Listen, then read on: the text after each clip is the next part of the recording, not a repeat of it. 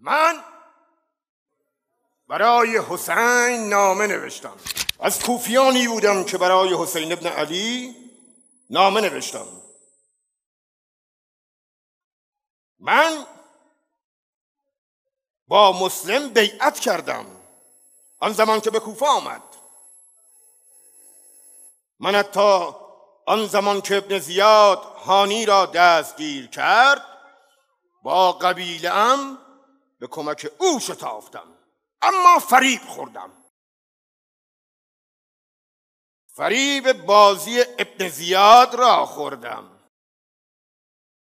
گمان کردم هانی و ابن زیاد با هم توافق کرده اند و دستشان در یک کاسه است.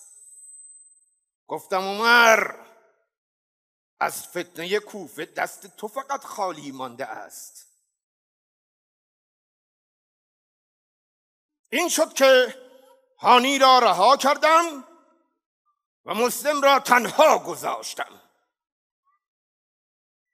خب چه می توانستم بکنم وقتی که ابن زیاد هانی و مسلم را کشت؟ من دیگه در راهی افتاده بودم که نمی توانستم از آن بازگردم و اصلا بازگشت از آن راه برای کسی سودی نداشت.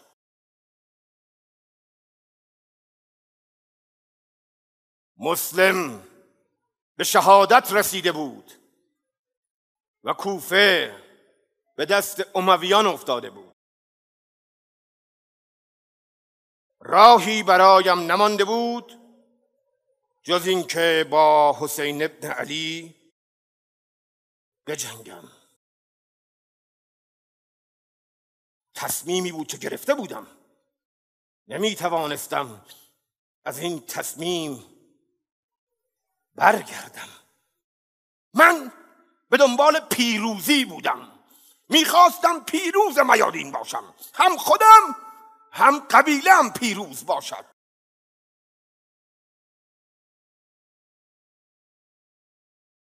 فتنه ها عیار قلب ها را مشخص می کند. من با مسلم بیعت کردم، اما نه از سر ایمان، از سر خشم و نفرت. و وقتی ابن زیاد فهمید که من چه چیزهایی میخواهم، آنها را به من داد و من از مسلم بریدم.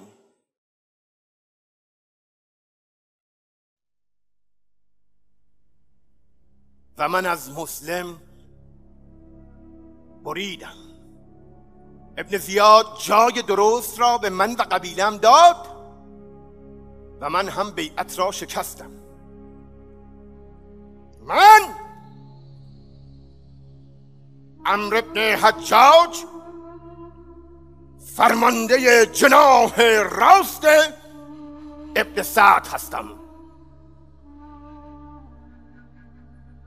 فرمانده‌ای که پیروز شد و حسین را شکست داد.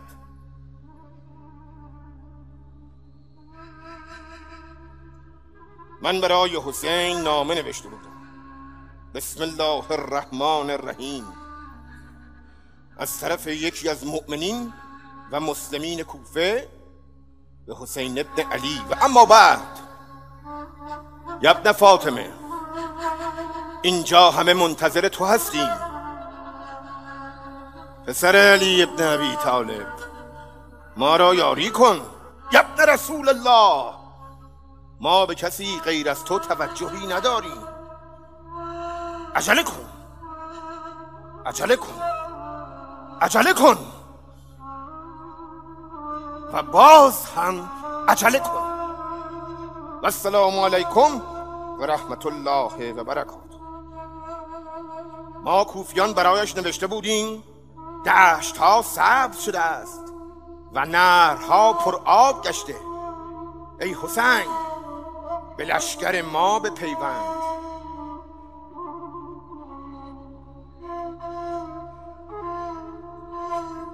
چه می توانستم بکنم؟ در جنگ من نگهبان فرات بودم تا حسین تشنه بمیرد و حسین تشنه مرد.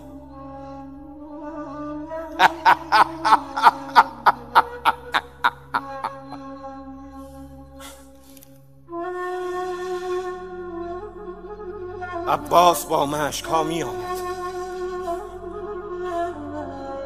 من نگهبان فرات بودم. چنان هیبتی داشت که انگار علی ابن ابی طالب است. من به پشت لشکرم فرار کردم و لشکریان را به طرفش سوق دادم. نمیدانید عباس که میگویم از درون خالی میکنم. من عمر ابن حجاج با این همه دلاوریم از نگاه عباس فراری بودم. چه میتوانستم بکنم؟ من که نمیتوانستم مانند حبیب ابن مظاهر با 2 کلمه من الغریب الی الحبیب از طرف حسین از کوفه شبانه فرار کنم. پس به لشکر پیروز پیوستم تا هم خودم هم قبیلم به جایگاه مطلوب برسیم. فتنه ها عیار قلب ها را مشخص می کند. من از همان اول به حقانیت مسلم شک کردم. من میخواستم بیداد کنم اما مسلم اهل سکوت بود. من میخواستم فاتح باشم اما مسلم سرباز گوش به فرمان فرمانده بود. من میخواستم مشهور باشم اما مسلم اهل صبر.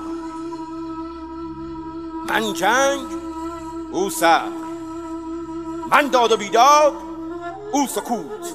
من فاتح اما او برای فتح نیامده بود. فتنه ها عیار قلب ها را مشخص می کنند و عیار قلب من بر مدار شهوات دنیایی می چرخد. پول و مقام و شهرت. و این را ابن زیاد همان ابتدا فهمید و همه را یک جا در اختیار من گذاشت. خب من چه می توانستم بکنم؟ ابن زیاد هر چه می خواستم به من داده بود. اون لحظه ای که در نبرد با حسین خنجر از پشت به ابو ثمامه می کردم،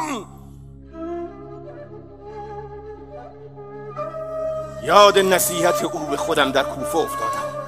گفت عمر ابن حجاج آتش بیار فتنه کوفه نباش، دامن خودت را میگیرد. دامنم را گرفت. من اگر حرفش را گوش کرده بودم میتوانستم خودم و هزاران هزار نفر را برای حسین بسیج کنم، اما نکردم. من دنیا را میخواستم.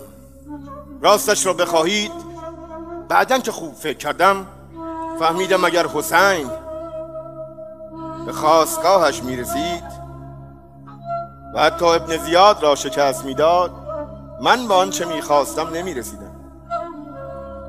حسین دنیای مرا نمیساخت و من دنیایی بودم.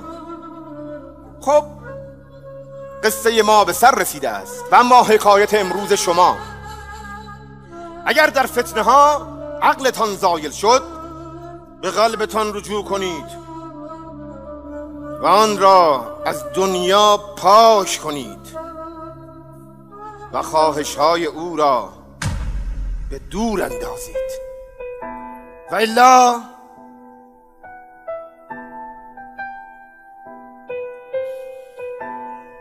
الا حسین شما هم تشنه سر بریده خواهد شد.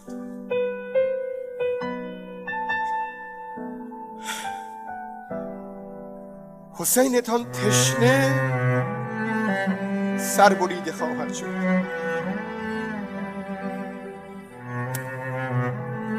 حسینتان تشنه سر بریده خواهد شد.